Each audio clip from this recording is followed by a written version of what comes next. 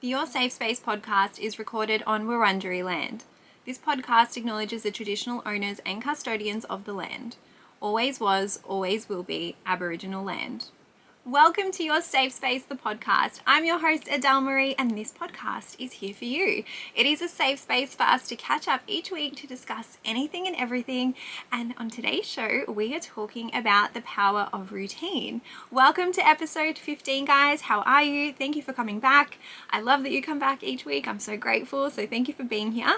Also, happy Sunday or Monday or Tuesday or whatever day that you listen to this. At the time of this podcast going live, I will be in Sydney. And you would have seen what I was doing there in my vlogs, but can't wait to show you guys that. And if you are actually watching on the podcast, or even if you're just listening right now, I need to know, do I sound better? And also, do I look better? Because I have a new microphone. The old microphone that I had was actually a headset microphone, which had a microphone attached to the earpiece, and I could move around a lot. I could wave my hands around a lot. But I was told that from the studio, which I hire out, that this microphone, the new one, is going to be so much better. So I'm keen to know, if I'm in your ears right now, do I sound better than usual? Not that I ever really got complaints about the sound. I have to say, you guys have been very, very beautiful in giving me feedback. Aside from the episode that I had Suze on, I don't think that I've ever gotten a complaint about the audio, but I really want the podcast to be good quality for you guys. And so here we are with the new microphone. I feel a bit weird on the vodcast because I feel like it covers my head. But anyway, we're going to roll with it. I'm also very scared because they told me don't knock the table, because if you knock the table, it travels up the microphone and everyone will hear it. So I'm trying my best to silence my Greek and Italian genes, because being Greek and Italian, you talk with your hands, right? And if you guys watch the podcast, you'll see I'm constantly waving my hands around, and I'm just going to be really careful in this episode. I'm kind of shaking because I'm a bit nervous. I don't know, something about something being new. It's throwing me a little bit. Anyway, we're into episode 15. I'm excited. I'm here for it. This week for me has been a big one. Obviously, knowing that I was going away, I've been trying to hustle everything in and get it done before I leave. On top of that, I've got some crazy PMS shit happening.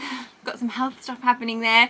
And then my manager, bless Ali, I know you listen to this podcast, I'm giving you a shout out. My first ever manager, guys, resigned and had her last day on Tuesday, and that really through me. And if you're in the Facebook group, you would have seen each week we do a weekly gratitude post, which we talk about our highlight, our gratitude, and our struggle. And Ali leaving was my struggle, and I just think I formed a very strong attachment to her, and I just want all you guys to know, firstly, how amazing she is, and secondly, I'm really proud of her for quitting her role and pursuing something that she really wants to do. It takes courage to do that. Obviously, on a personal level, I'm feeling a bit, like I'm going through a breakup or something, because I was very, very much attached to her. And I think the dynamic between her and I was new for me because I had never had a manager before. We spoke every single day, and I think that's why I'm taking it so badly. But I did say to her that she can't get rid of me, so we'll still stay friends, and I'm excited to see her journey thrive and grow. And yeah, I just thought Ali has been a big part of my journey, and Ali has, in the background played a big part in the content I create, even this podcast, even my YouTube, my TikToks. So thank you, Ali. I love you, and I'm going to miss you. Now, I'm going to give you my highlight, and I'm going to give you my gratitude. And what I want you guys to do is to think about yours. So hold space for your highlight and hold space for your gratitude. And I want you to think of two different things. I want to challenge you to do that. And also, if you don't feel like you have any, that's okay too. I don't expect you to always be happy or positive. I'm not always happy or positive. We don't do that here. If you're struggling, that's okay. Tomorrow's a new day. We can try again. And also, if you're struggling, it's actually okay to articulate that and put that out as well, because you need to hold space for the bad stuff too. That's how we can move through it. But my gratitude. I had a therapy appointment yesterday, and I missed her so, so much. And I'm so happy that I finally got to see her. It's been a while between appointments, and I'm just grateful that I have access to therapy. I'm grateful that I have a mental health care plan, and I'm grateful just for my therapist, because she does literally God's work. So shout out to any other psychologists or counselors or mental health professionals in any field listening to this. Thank you. We appreciate you. Forever, forever grateful. And then my highlight. I'm going on a date tonight, guys. I'm going on a second date, which is a little bit scary for me because I don't find, at the moment, I guess I'm being challenged a little bit with dating, because dating for me brings up like a lot of anxiety and a lot of like panic. However, I'm excited because I'm looking forward to it, and I'm excited because it's actually someone that I am interested in and I want to go on a second date. So yeah, I will give you guys an update on how that goes in whenever the next bit of content comes out. But we're going to dive into today's episode, which is about the power of routine. Now, routine is something I love so much, and this was so highly requested by you guys. I did actually do a little bit of feedback on the Your Safe Space pod IG this week. I asked you guys for what kind of dream content you wanted from me, and I could not believe how many times this came up, and I'm excited to bring you this episode. So before we do jump in though, I want to say, if you don't have a routine or you're not interested in one, don't stress. You don't have to listen to this episode. If you do want to listen to it though, please obviously do. And I say this all the time.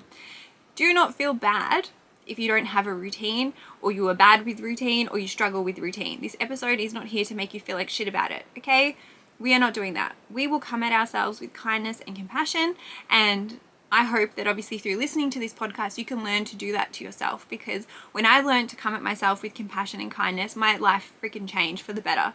And I think it's really important, and I just needed to preface this episode by saying that, okay? Now, today's show will run like this. We don't have a sponsor in this episode, so we'll go just straight through the first half and the listener questions. And so today's show will run like this. So in the first half of the show, we've got why I love routine and understanding the psychology behind it. So I'll just be basically going through the benefits, and then I'll give you my tips for building a routine, and I'll explain how I build my routines, and then we'll dive into the listener questions, which number one is how to cope when your routine doesn't go to plan and is affected due to work, travel, or anything else.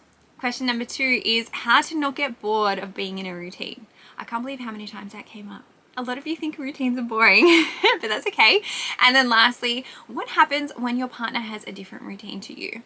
That one came up quite a bit as well. So I will dive into all of those after the first half of the show. So let's jump into why I love routine. Now, guys, there are heaps of reasons out there for why routine is good for you. I'm just going to go through my top tips. I think I've got 5. And as always, I like to start with the definition. So routine, all it is a sequence of actions followed regularly. That's all it is. Now, I am a creature of habit through and through. And if you follow me, you would know that. I have even copped a little bit of shit online for it. And I think it just comes naturally with vlogging every day, especially on TikTok. I frequently would get comments, and I don't really get them as much now, but at the start it was like, you do the exact same thing every day. Why do you do the exact same thing every day? And I'm like, well, firstly, I freaking love routine. But secondly, when you are vlogging, you are going to see similar stuff happen. Like, I obviously get to do some really exciting and cool things, but most of the time I'm guided by a routine, I'm guided by structure, and that is just genuinely what works best for me. Now, here's the thing. I'm not sitting here saying that I am the most successful person, but the first reason that I love routine is because when I look at other successful people, when I look at successful athletes, when I look at successful creators, when I look at successful people in their field, even back when I worked corporate, when I looked at CEOs, when I looked at, heads of departments, one thing that they had in common, and don't get me wrong, they had a lot of things in common. Successful people have certain traits about them, but one thing that they had in common was their ability to firstly have a routine, and secondly stick to it. And I always admired that, and I always still admire that. So when I meet successful people, when I see successful people, for me, I look at it and think, wow, there is something that they've all got in common. I can tap into that for myself, and I could create that for myself on my own level, for my own personal goals, for my own level of success. I will also say what success looks like to you and to me is going to be different. For me, success is living a life that feels good. And I feel like through routine, I've been able to cultivate that for myself. And as I have said many times on this podcast, I talk about evidence a lot. And so when I see these other people having success, doing whatever they're doing, I'm always like, wow, that is possible for me. They got there because of this, and I can try and implement that in my life too. And then secondly, the reason I love routine is because it is good for your mental health, and it's really good for my mental health. I've experienced it firsthand, having implemented a routine and then seeing what happens to me when it falls off. It just proves to me that it makes me feel better. And my example there for you guys is about journaling. So when it was probably in May June, July, I was traveling a lot for work. I was going to Sydney, I was going to Canberra, I was trying to like do content, trying to work full time, trying to train people. It was a lot, and I really kind of took a hit on that routine. Like my gym struggled, my journaling struggled. I tried to do it when I could, but I started to feel myself like physically and mentally declining because I wasn't keeping up with that self-care. And so for me, I know firsthand what happens when I don't do it, and I know future me will thank me for it. And that's my number 2 top tip as to why I love it so much. The other thing I want to say though is this is psychologically proven. Studies have proven that when you have a routine or you have structure to your day, you know what to expect. And what that does is it creates safety for your subconscious, because what happens is there's less decisions to make, and there's also repetition, which means that you know what the outcome is likely to be. You can relax and you can ease into your day because you know what's going to happen if you do X, Y, Z. And that reinforces the safety. Now, I want you to think about this, and I don't have kids, but when you were a kid, or if you have kids, how important is having a routine for that child? I don't know whether it's like a feeding routine or a sleep routine. As I said, I don't have a child. I do have a dog, and I'm not saying dogs and kids are similar, not at all. But even having a puppy, getting him into a routine at the start was so important to get him, I guess, just behaving how I wanted and teach him a routine. And even Franklin, my little baby, he has a routine. He has his breakfast and his dinner around the same time. I know when he has to poop. I know when he has to pee. I know what routine he follows. It makes my life easier. It makes his life easier. And, you know, I think if we think about how babies need routine, or how even kids need routine, we can see that it creates safety for them and it helps with their development. And that goes on to do the same for us in adulthood. And then thirdly, I'm going to say that routine de-stresses me. It alleviates my stress. And I put this separate to mental health because I don't think that stress equals mental health. I'm going to say maybe prolonged stress will definitely impact your mental health, but stress is very normal to feel. But I feel like having a routine and having structure lessens that. I know what days I'm doing something. I know what time I'm doing something. I know that the most important things to me are going to get done. I know the most important things are scheduled in, and I feel calmer knowing that those things are in my routine. And I will say, with like full disclosure, I'm currently going through an adjustment period right now. You guys know, a little over, I think it was maybe 10 weeks ago now, I resigned from my full-time job, and I am still to this day trying to figure out a new routine that works for me. I am not really happy with the current setup that I've got in terms of when I edit, when I create content, and it still feels a bit clunky in my day-to-day life, and it's a work in progress, so I'm getting there. But I can see the stress on me and the difference in me when I am in like a flow state and when I'm not in a flow state. And then my 4th tip, guys, is that it deepens the trust with myself. And it also deepens and reinforces my confidence, because when I tell myself that something is important and I actually do it, and I make the time to do it, and I do it over and over and over again, it's like a little bridge of trust that I build within myself. And it shows me that I have my own back, that I can keep my word to myself, and that I can prove to myself that I can get whatever it is done that I say that I'm going to do. And I feel like I did speak a little bit about this in the confidence episode, which was earlier in the show season, but keeping that bond with yourself is so important. And it's just like keeping little promises to yourself, which I think is very sweet. And lastly, I think it makes me more efficient. And I feel like it helps me enjoy the other areas of my life better. All the areas that aren't in routine, the areas for fun, the areas for relaxation. For me, it's important to still have those things. I'm not here to tell you that every single part of your life needs to be in routine. No. I am about working smarter. Not harder. And my favorite example for this is the laundromat. And I get shit about the laundromat too, because people are always like, don't you have a washing machine at home? Don't you have a dryer at home? Guys, of course I do. It's modern Australia, and I'm going to say not everyone, depending on your living situation, because there were definitely like apartment blocks that I inspected in Sydney that were like too small to have dedicated washing areas. It depends on obviously your living situation and maybe your socioeconomic status, but yes, in my family household there is a washing machine, there is a dryer. However, I love my local laundromat, and this is not an ad for the laundromat, because I can go in there, I can do all my washing, and I'm talking a light load, a dark load, the towels for the week. I can wash all 3 of those in literally 23, 24 minutes. I can then put them in the dryer for 36 minutes, and I've done my washing all of my washing and drying for under an hour. And obviously if it's sunny, I'm not going to be using the dryer, guys. I'm not an idiot. I don't really like using it that much because I know it's bad for the environment, but if I can utilize the sunshine, of course I'll do that. But what that does for me is it frees up the rest of my day. I tend to do my laundry on a Saturday. I don't want to spend the whole day going in and out of the laundry at home. My family's also washing their clothes too. It's just easier for me to go to the laundromat and get it done quicker. And that is a perfect example of working smarter, not harder. And as I said, they are my top 5 reasons. There's so many more.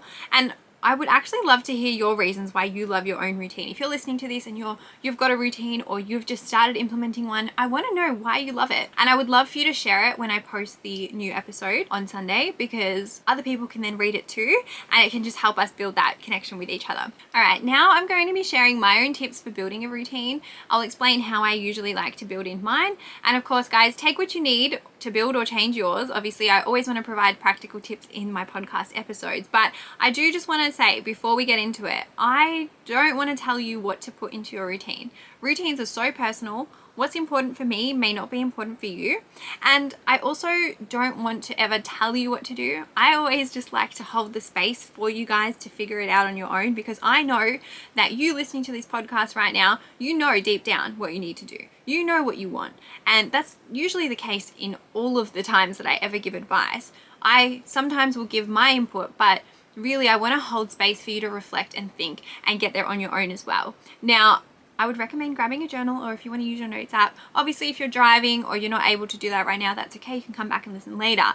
But I want you just to write down anything that might catch your interest, and maybe we can come back and utilize that later. The other thing I want to say is that we already have a routine in some way, right? If we are brushing our teeth every day, that is a routine. If we are going to work every day, that is a routine. If we are fake tanning every Thursday night for the weekend, that's already a routine as well. And there are many little other ways which we already have a routine in our life. But I wanted to mention that I really want you to take the pressure off while listening to these tips, and I really don't want you to have this unrealistic standard on yourself. But the reason I say that is because I used to do that to myself as well. And this episode is not about girl bossing. It's not about boss babying. It's not about hustling a million things into your routine. It's about finding what feels good for you. It's about finding a life, or finding a way to live your life that feels good for you.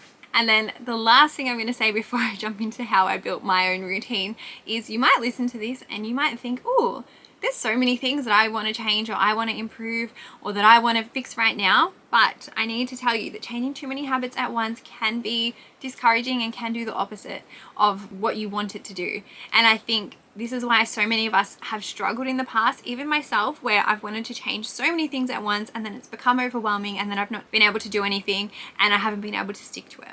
Okay, we don't want to overhaul too many things at once, and I will go through that in tip number 2. But tip number 1 is figuring out what is important to you. And I like to call these non-negotiables. And what I like to do is look at a few areas of my life, okay? I want to think of work or career. I want to think about relationships and friendships, and then I want to think about personal areas of my life. And what I'm going to get you to do is write down what's important to you in those areas. So for personal, and I'm going to share some of mine, one of mine is that I like to give myself 10 minutes a day to journal, or one of the other things I love doing is I love writing the shopping list each week, so I'm prepared when I do shopping. For you, you might want to take 10 minutes to enjoy your morning coffee outside, or it might be as small as just starting to make your bed. Or you might want to incorporate 30 minutes of exercise a day, or you might want to read for 15 minutes a day at night. There could be anything into this personal area that is important to you. Write that down. The same goes for relationships. For me, my routine as of late has just been to make space for dating. Obviously, I'm very single. I'm not in a relationship at the moment. But then on a friendship level, what I'm working on, or the routine I'm trying to get better at, is texting my friends back. I'm sorry to any of my closest friends. I have been struggling as of late, and I guess this is where the line blurs between work, having my phone for work, and obviously using it for content and things like that. Sometimes I just don't want to be on it, and sometimes I get a text while I'm doing something and then I forget to reply, but I'm trying to get better at that there. But for you, maybe it's thinking about how you can do things to connect better with your friends, or maybe it's connecting with your partner. Maybe you're planning to have family dinner once a week, and maybe you're organizing a regular catch up with your friends, or maybe with your partner, you want to make it a habit to start kissing each other goodbye in the morning properly instead of just rushing out of the house, or maybe you want to schedule a weekly date night with them. write down whatever is coming up for you, the things that are most important. And I just like to think of like the really high value things when I'm writing this stuff down. And then lastly, work. For me, I've already told you guys, I'm trying to figure out a better routine with editing. It's a work in progress. That is my main focus at the moment. I think for you guys, it could be maybe digging into your goals and then working backwards. And this is something I always do when I goal set. I think about the end goal and then I think, what little things can I do on a daily basis that can get me there? So write those down as well. I've written down some other stuff in regards to work that could help you out too. So maybe it's signing up for LinkedIn and making time to check that out weekly. Maybe it's even tidying up your desk at the end of each day. It could even be reading a book about your field, or it could be a routine about having a different work from home setup. And I'm going to say, I got a few questions from shift workers who listen to these podcasts. Shout out to my shift workers. Finding a routine that works for your shift work is going to be so important. So what I would probably recommend with shift work is making sure you have a really good sleep routine. So when you finish work at whatever time, making sure that you can like go home, go to bed, prioritize your sleep so that when you do wake up, you can then get into whatever else is important in your day or in your structure. And then tip number 2 is starting small. So I mentioned this a little bit before I got into it, but from that list of everything we just wrote out, I want you to pick one thing. Just one. And I know it might be hard because you're like, oh, Adele, you made us write down so much stuff, but just pick the most important thing, okay? The highest value thing. And I want you to focus on that. And I want you to start to incorporate that into your routine. And once you have successfully done that, and it starts to get done, and it doesn't feel like you have to remind yourself, so it almost becomes like natural, like it's just like second nature to do it. When you're at that point, that's when you add in another one. And that's how I do my routine. I know it looks like right now that I have like this really crazy routine and crazy structure, but I've been living like that for a little while. And I'm going to say I've always also been a morning person, which I'll talk about in a second. But my routine now is built on years of me building in things slowly. So please don't try to overwhelm yourself. As I said before, that is how we almost set ourselves up to fail. You overwhelm yourself because you're trying to change too many things at once and it just won't end well. And then on top of that, we only have so much mental capacity for change. So when we get fatigued because we're trying to change too many things, we're actually likely to go back to what is easier, even if it's not the best for us, or even if we want to do better. Naturally, we're just likely to go back to our default pattern, even if we don't want to do it. And I really, really want you guys to not bite off more than you can chew. I want you to just pick something small and slowly work it in, because that will set you up for success, and that will start to teach you that little daily commitment, because upgrading your routine is a daily commitment. It's a daily commitment to yourself, and by starting small and being realistic, you can develop a healthy, balanced routine and an efficient routine that helps you get the most out of life. And then tip number 3 is to ditch the perfectionism. And I will do an episode on perfectionism eventually, but you know that saying, perfect is the enemy of good? It's true. It's so true, guys. And as I said before, if we aim for realistic, we're more likely to get it done. And I need you to know that your routine is not going to be perfect 100% of the time. My routine is not perfect 100% of the time. It is so unreasonable to think that our routine will be 100% perfect 100% of the time. And the way that I actually tackle this now is I take the mindset of I am doing my best always. Always. And sometimes what my best looks like is different. Some days I wake up, I'm on top, I'm riding the wave, I'm killing it.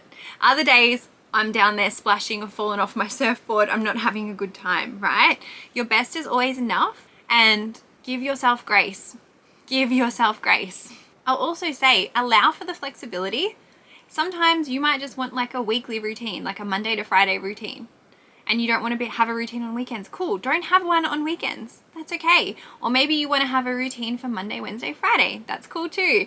It doesn't matter. It doesn't matter what the routine looks like. The point is that you have thought about it. It means a lot to you. And it's a mindful choice to add it into your routine. And then that way you're able to repeat it. And I'll give you an example. With the gym, my routine for the gym is I just have 4 days a week that I have to get into the gym to complete my gym program. Some days I do it on a Monday, some days it's a Wednesday, some days it's a Thursday. It doesn't matter what day I do it. I've taken that perfectionist hat off and I just try to get my 4 days done within the week from that Monday to Sunday.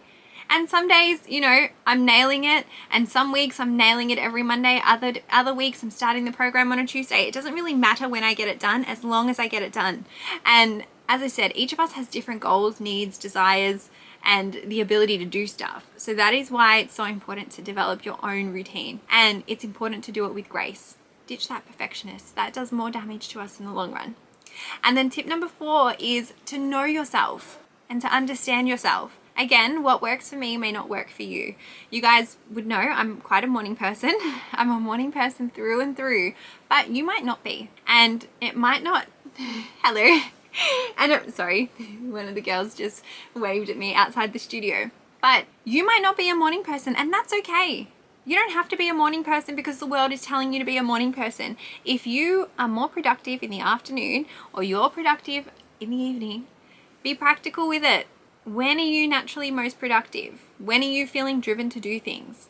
Do the things when you're feeling that, right? For me, I am most productive in the morning. I feel most driven in the morning. It makes sense for me to do my main tasks in the morning.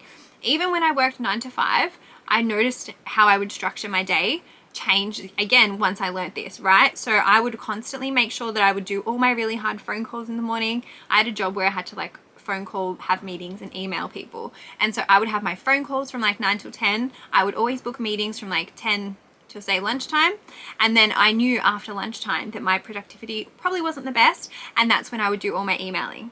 And again, it's just finding a routine or structure that works for you. Okay. And then tip number 5 is to revise your routine. Don't be afraid to change it if it's not working. If something feels clunky, change it. And again, change one thing at a time.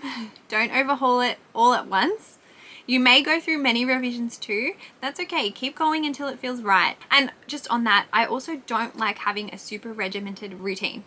As I said before with the gym example, it doesn't matter what days I do it as long as I do it. If you go in and you try to make yourself have this super regimented routine, what can happen is if one thing is off, then the rest of the day goes off and it throws it up shit creek, right? We don't want to do that. We want to just aim for what works best for us, what works with our strength, and one thing at a time. All right, let's jump into the listener questions. So the first question is how to cope when your routine doesn't go to plan or is affected due to work or travel. And I think this really goes back to what I said before. If you give yourself grace and also just know that sometimes things are going to happen, work can ramp up. You might go on a holiday. How nice is a holiday? I really need one, guys. Or, and I've had this happen a few times, your mental health may go to shit. Sometimes it's really hard to keep a routine up when you're struggling just to get through the day. It's very normal to have this happen. And the way that I tackle that is to practice compassion for myself without beating myself up. And I would say what I like to do is just accept it and just know that life is going to throw curveballs at us. There is only so many things that we can control, and there are so many things out of our control. And staying calm. If your routine starts going to shit, just staying calm. Don't beat yourself up and focus on what you can control, and just remind yourself that there are going to be times when life takes priority and sometimes your routine has to take a back seat, and that's okay. And then secondly, I want you to just focus on the very next step. And I think this is where a lot of us go wrong. It's where I used to go wrong too. I used to think, oh my God, I'm so far behind in every single thing and I'm not going to get it done. But it's like, no, what is just the one next step that I've got to take? Start with that. And that one next step is all you need to help feel that like moment of relief. And I'll give you an example. We all probably felt this, but going into lockdown, prior to lockdown, I was in a really good routine with the gym. I was in a great routine with the gym and I loved it so much. And going into lockdown really threw me because I was like, what am I going to do? I don't have access to the gym. My program's going to go down the drain. I'm going to lose my gains. Like, this is how invested in the gym I was back then. But it threw me for a good fortnight. And then I switched my mindset and I thought, what can I control? What here is in my control? And so I made myself a lockdown routine, and it didn't look anything like the other routine, but I was able to build another one based on what I could control, what was in my ability to do, and try to make the most of it. And I tried to just focus on getting through each day, one day at a time. And I have even had that happen when, you know, my anxiety's been really bad or I've gone into like a depressive patch. My routine goes out the window. And so usually what I do when I do go through that depressive patch or that anxious patch, when I start to feel better, I just think of the first next step. And I start by doing one nice thing for myself or one thing in my routine to get me back to that point and slowly build it back up again. All right, listener question number 2 is how to not get bored of being in routine. Now, this came up so much, and I think that routines do cop a lot of shit for being boring, but what's in the routine doesn't have to be boring. And I would argue that if you consciously choose it and it feels good for you, you might not have this issue. And you don't have to fill your routine with mundane things. Don't get me wrong, I also understand sometimes we have to do things that we don't want to do, right? But you can still add some variety, and you can even do things like changing the order in which you do stuff, or maybe the placement of which you do things. Maybe you're changing the activities or the types of activities, or changing your work tasks like I mentioned before. Maybe you're changing the frequency, or maybe you're changing the environment. And one example I can give you there is I work from home, and I worked from home in my last job. I work from home now, but what I used to do is go to a cafe to work from there and change up my environment because I was sick of, seeing the same 4 walls in my house. There are so many ways that you can make your routine fun and enjoyable. And I'll give you examples, right? Maybe your routine is planning road trips every quarter or every 3 months and exploring areas around you. My sister's really good at doing that. Or maybe you want to carve out some time for play and creativity into your routine. And I always say this, especially when it comes to like having fun and having creativity or whatever it is, like make time for it. You can have that as part of your routine, and that routine can not feel boring because you're still allowing yourself to do the fun stuff. And I'll also give you one of my top tips, because there's still shit that I don't like doing in my routine at the moment. What I like to do is schedule one thing that I really like, and then the other not so fun thing, and then another thing that I really like. So I like cushion the thing that I don't like with fun stuff or things that feel even better for me. And that just like tricks my brain into doing it, because it's like, well, if you do this and you get through it, then you've got something fun at the end of that. And then I will say, if you are feeling really bored from your routine, it may be a sign that you actually need a break from it. And that's okay to take a break from it too. Guys, you don't have to stick to it and beat yourself up and struggle to get through the days. Take a break from it. Or maybe it means that something needs to change in your routine. And I would say add some fun back in, because it doesn't have to be boring. It does not have to be boring. And when people tell me that it's boring because I do the same thing, I'm like, but I actually really enjoy my days. And then listener question number 3 is, what happens when your partner has a different routine to you? Now, this was another one that was frequently asked, and I know that for the listeners listening that aren't in a relationship, you might think, oh, this doesn't apply to me. Please listen to it, because one day when you are in a relationship, you might need this. Okay? Now, sometimes in a relationship, we might work different jobs to our partners, or we might have different personal routines. This is okay. I actually don't think that you need to have the exact same routine as your partner. And sometimes I think if you've got kids or you live together, there are certain things that can help you become closer. But sometimes if you're trying to have the exact same routine as your partner, that runs the risk of becoming codependent on them, which we don't want either. And I will do another episode on that as well. But I do think that there are some routines that you can do, whether you live together or not, that can strengthen the bond or strengthen your connection. And I'm going to go through them. So the first one is having a weekly date night. Having a time for you that works, that's uninterrupted time for you to hang out and do something that you love. And you can even take turns. Maybe one week your partner plans out the date night. Maybe the next week you plan out the date night. Maybe when you get into bed at night, and of course this is if you're having a sleepover or if you live together, but maybe you debrief and you have that conscious conversation. And I know it's very easy just to get into bed and go to sleep, but just taking 5 minutes to have a chat, ask each other how the day was. Ask each other, is there anything that we're struggling with? Is there anything that's going really well? Like, what are you excited about? Just to have that pillow talk. And then tip number 3, which is one of my favorite things, and I have done this in the past with a partner, but something as simple as eating dinner at the same time or eating a meal together at the same time can also help deepen that bond. And on a different level, this is not about relationships, but every single night my family tries to have dinner at the same time. And that is something that my parents have taught us or encouraged us to do since we were kids. And family dinner is not just like a once a week thing for me. It's like if I'm at home, I'm probably going to have dinner at the same time as my family, and it's just nice because we catch up, we talk, and it strengthens that like family dynamic. Again, you could have that in your partnership as well, or maybe you could do a Sunday morning coffee date at your local. You could go on a walk, go get a coffee together. You could also go for a walk after work. Or maybe you go on a bike ride together. I don't know. I say bike ride because my mum and dad usually will go on bike rides together, which is really cute. Or it could be something as taking turns with cooking and cleaning. And I'm going to give you an example of my recent ex. He wasn't an early riser. Obviously, I'm a morning person, so I would tend to get up a lot earlier. And when we would stay over, or when I would stay at his, what he would do was wake up 10 minutes earlier, just 10 minutes, so that we could have like a morning cuddle together, which is like quite cute. Again, that was just a little way that we could try and like have a little routine that was specific for us at the time. Is that Be Real going off? No. And so what I want to say with that is get creative with it. Find what works for you both. Find what works for your dynamic. It does take communication, as I spoke about in last week's episode, but what you want to do is just look at both of your needs, both of your wants, see which ones are the same, see which ones are different, and then look at opportunities to build those little routines to get you closer to each other. And I think once you start to do that and start to implement it, you will notice a difference or an improvement in your relationship as well. All right, guys, I feel like we can wrap the episode up there. Thank you so much for listening. I hope that you got something out of this episode. If you aren't in the Facebook group, come join us. It's called Your Safe Space Podcast Community. We're on Facebook. The link is in the notes. The link is also in my bio, or the podcast Instagram bio.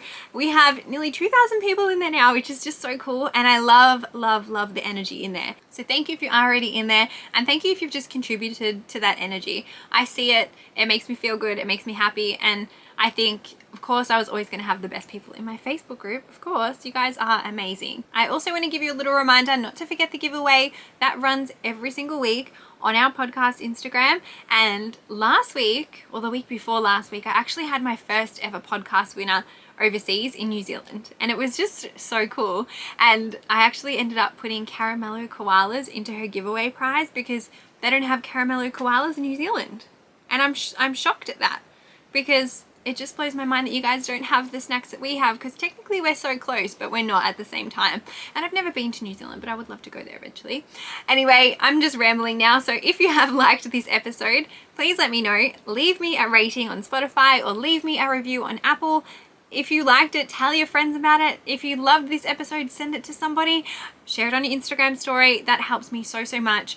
I don't think I have really gone into too much detail with you guys, but this podcast is planned by me, it is produced by me, it is edited by me. It is a very little independent podcast, and every ounce of support that you give me goes a long way, more further than you could ever imagine or ever understand, and I am so, so grateful. So thank you. I am a one-woman show, and obviously I love this. It never really feels like work, but that support does keep me going and does keep this podcast going, so thank you. Thank you also for joining me again. I hope that you guys had a great weekend. I hope it was a safe one. If you're in Melbourne, enjoy the long weekend, and I will see you guys, or I will speak to you guys next week. Have the best week ahead. Bye. Okay, guys, so the camera held up. I hope that the audio is okay. I hope so.